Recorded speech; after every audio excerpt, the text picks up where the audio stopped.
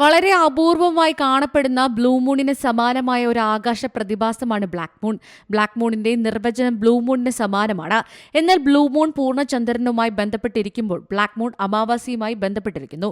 സൂര്യനും ചന്ദ്രനും ഒരേ ദിശയിൽ സമാന്തരമായി നിലകൊള്ളുകയും ചന്ദ്രന്റെ പ്രകാശമുള്ള ഭാഗം ഭൂമിയിൽ നിന്ന് അകന്ന് നഗ്നനേത്രങ്ങൾക്ക് അദൃശ്യമാവുകയും ആകാശം കറുത്തതായി കാണപ്പെടുകയും ചെയ്യുന്ന ഇരുണ്ട രാത്രിയാണ് അമാവാസി രാത്രി.